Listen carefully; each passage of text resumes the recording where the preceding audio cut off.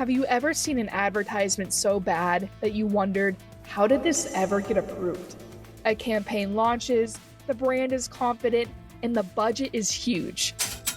And then, within hours, the backlash begins. Welcome to Miss the Mark with Jacie Ambrose, the podcast where I break down marketing mistakes that made headlines for all the wrong reasons. Each episode will explore real marketing mistakes and what led to a brand overall missing the mark. Hi everyone, welcome back to another episode of Miss the Mark with me, Jacie Ambrose.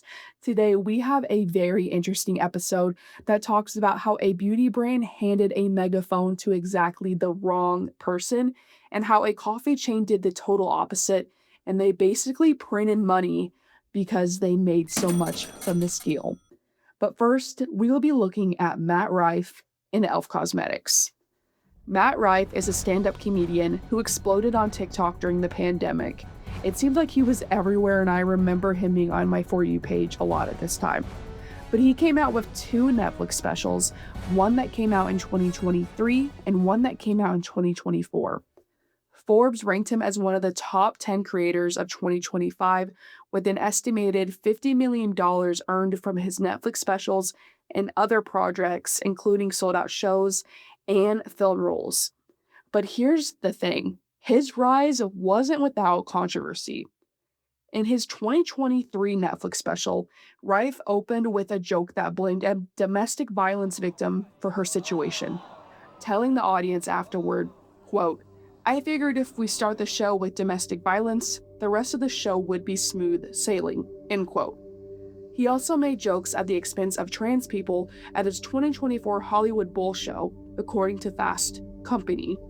When the backlash came for that domestic violence joke, Rife posted a link in his Instagram stories as an official apology, but the link led to a website that sold medical helmets for people with special needs. But now that we know a little bit more about Matt Rife and some of his past controversy, here's a little bit more about the campaign that he did with e.l.f. Cosmetics. On August 11th, 2025, e.l.f. Cosmetics, or Eyes, Lips, Face Cosmetics, released a new campaign featuring Rife and drag queen Heidi in Closet in a parody of a personal injury ad, with the two playing lawyers and making a case against makeup markups. The concept, I actually really liked it, and it was very clever. The two personalities play up a humor and provide benefits of how e.l.f.'s products can save you money, and it's full of one-liners and close-ups of products, which I really liked. Some of the things they said in the ad were, "Has overpriced beauty hurt your wallet? You may be entitled to benefits." And here's what e.l.f.'s marketing team was thinking, in my opinion. Matt Rife's TikTok following is 80% female and 75% under the age of 34. And this is right within e.l.f.'s target demographic overall within their consumers. On paper, it seems like he might have been right for this advertisement, and the data really backed it up with his audience aligning with e.l.f.'s overall.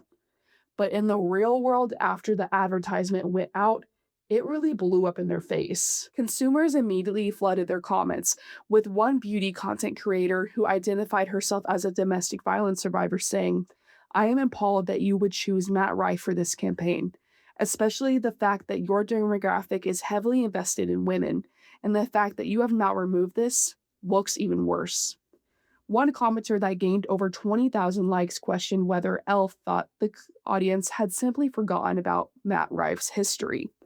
And the irony that everyone kept pointing to and all the critics was Matt Rife literally says in the advertisement, quote, "I know a thing or two about red flags," end quote.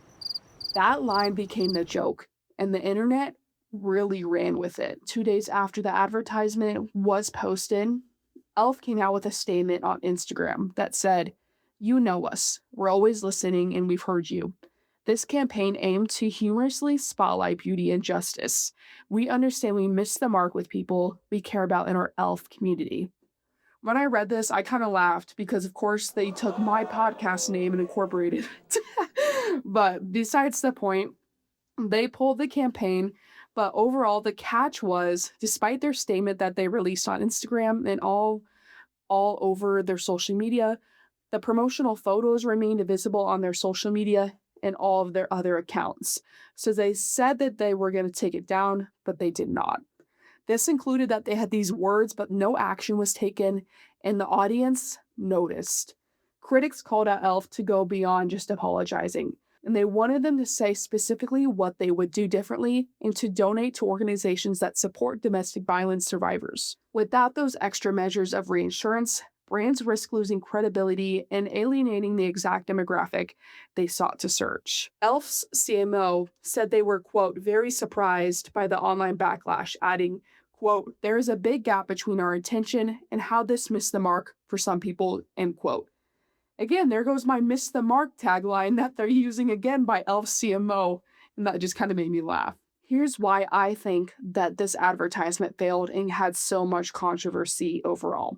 This wasn't a data failure. The demographic data on Rife was technically very accurate when it came to his consumer and target market, but there was a values alignment failure within this advertisement.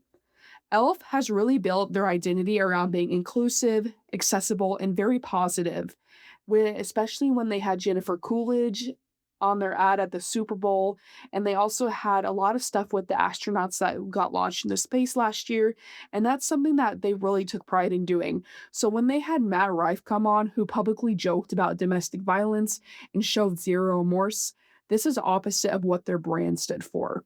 And the bigger issue here is the audience that e.l.f. was trying to reach is the same audience that had already turned on Rife for that domestic violence joke. They weren't strangers to his controversy. When it comes to branding and marketing, due diligence isn't just about follower accounts. It's about cultural fit, values, and alignment, and asking, what does this person represent to the people we're trying to reach? And it's clear that e.l.f. did not look at that when they were making this advertisement. Okay, so that's what missing the mark looks like.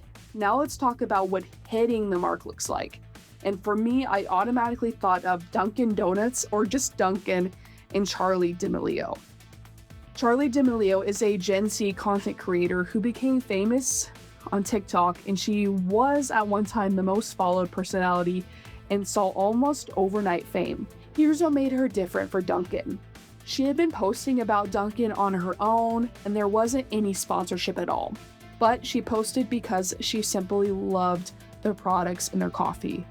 She had casually mentioned her favorite order on TikTok, and Dunkin's team spotted the organic enthusiasm and wanted to amplify it rather than manufacture something from scratch. So Charli's TikToks that she made before she even collaborated with Dunkin' had already generated more than 294 million video views, 41,000 likes, and 430,000 shares at zero cost to Dunkin', according to social studies.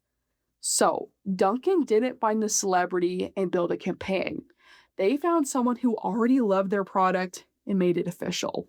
And that distinction is really everything when it comes to Charli D'Amelio and her deal with Dunkin' Donuts. In September 2020, Dunkin' launched the Charli, which is a drink that was cold brew with whole milk and 3 pumps of caramel swirl, and it was actually Charli's go-to order.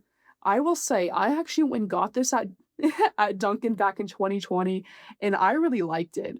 It wasn't just a drink, and they launched a social contest where fans could post photos recreating Charli x Dunkin' moments using the hashtag CharliXDunkin contest. And 5 winners earned a virtual hangout with Charli, and there was also a virtual reality Instagram filter, stickers, and even an original song encouraging fans to show off their Charli-inspired dance moves on TikTok. The campaign was built for participation, for sharing, and for Gen Z people during the pandemic. And let me tell you, it worked. The Charli sold hundreds of thousands of cups within the first 5 days.